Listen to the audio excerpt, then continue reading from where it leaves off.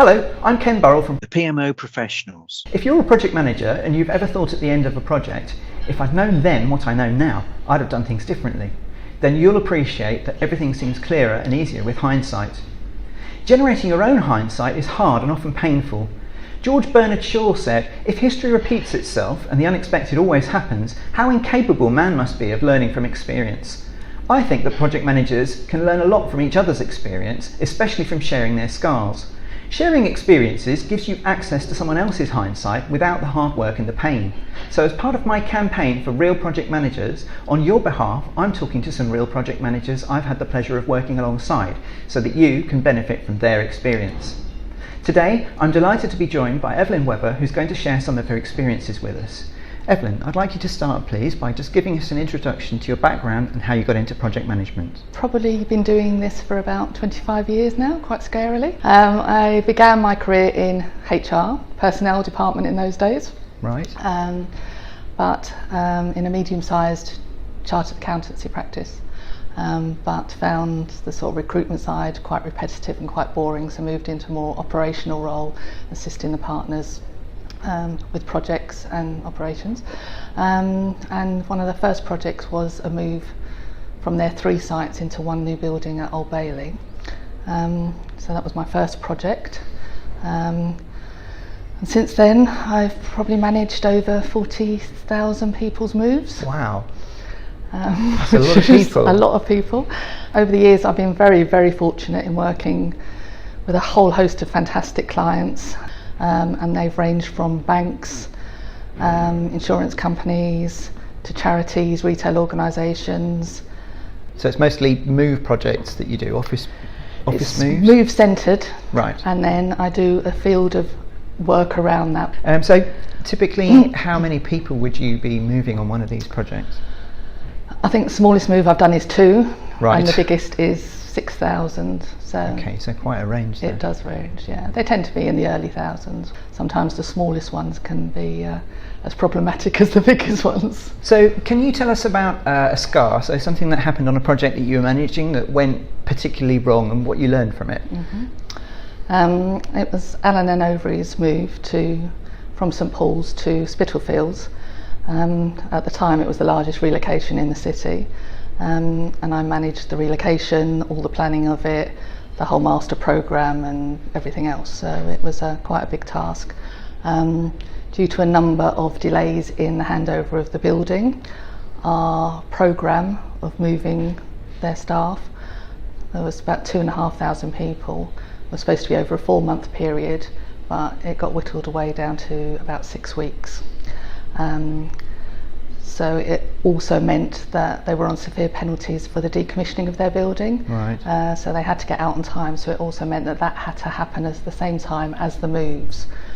So it was a very, very tight programme. There were a number of issues which added to the complexity of that. So firstly, they were moving all of their existing IT kits. So there was over 6,000 pieces of IT kits. So that was monitors, servers, test labs, everything had to be moved and reset up.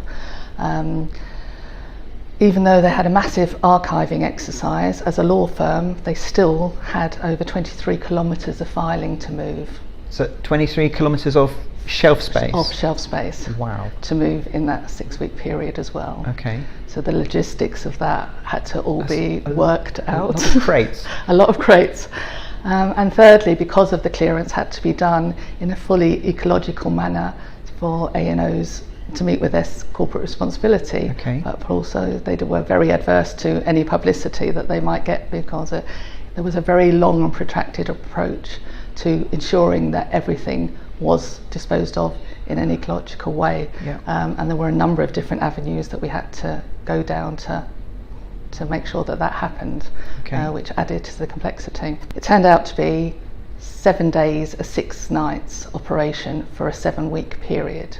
So on a Monday to Thursday, they pack 500 linear metres of filing every day. So we had to sequence that and make sure it could be released by the people that were moving. Then at night that was transferred over to the new building and unpacked. Then on Friday night we'd move the IT over. That all had to be reconnected so that could be started to be tested on Saturday.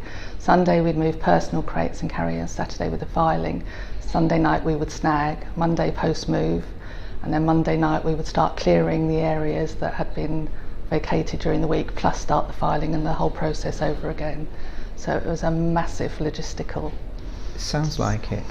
So what's the scar then? What's the bit that went the scar? right? Okay. Bit that went wrong. So on the first move, the very first Friday night, so everything had gone well during the week. We packed up our filing, it had all gone. The first move on the Friday night, we'd packed up the first lorry of IT. It was on its way. We were on the road. There was a major incident which turned out to be a fatality on the commercial road at Spitalfields, which was also the access road into the loading bay for the Allen and Overy building. Right. So at 6 o'clock on the Friday night, the road was closed and our lorries were stuck behind that with no means of access into the building. Right. So once we realised what had happened, sent everyone on an early dinner break to keep them happy, to give us some thinking time, and to try and think how could we get around this, because obviously the front of the building was pedestrianised, it was across cobblestones, bollards, it was a Friday evening, everyone was out drinking, it was not the ideal site. So I got in contact with the emergency services, and they informed me it would be several hours, probably all night, that the road would be closed because there was a fatality. So we knew where we stood. So the last thing I really wanted to be doing was phoning the steering committee of Allen and Overy on the very first night of the move, saying that we were aborting it. So I was racking my brains trying to think of something that we could do to try and start the process anyway.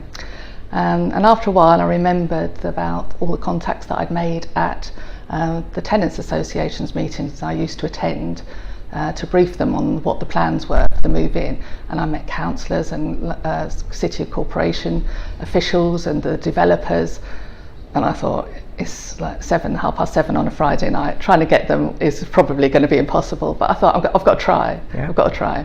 They might be able to help me in some way. I didn't quite know how, but I started making phone calls, and what I was after was to see whether we could remove the bollards at the front of the building and come across the pedestrianised entrance. Okay. I thought it was pretty remote, but I thought I will try. Anyway, someone phoned someone else phoned someone else, and a whole chain of phone calls, and eventually we got permission, miraculously. Wow. So that was quite an achievement. Yes. And while that was going on, I realised at the side of the building there was actually a lean-to and then another set of pillars, and the smaller of the vehicles to actually fit in between the side of the building and this pillar with about 4 inches either side, which meant we had access into a fire exit and a fireman's lift.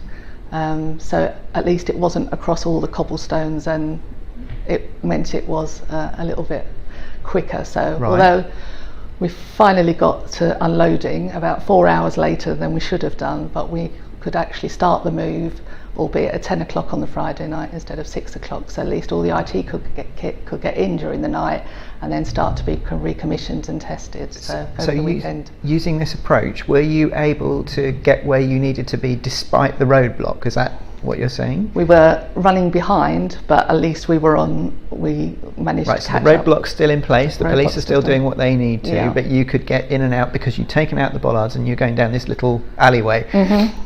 Right, okay. So you're behind schedule, but still going. But still going. Okay. So we managed to complete the move by the Sunday night.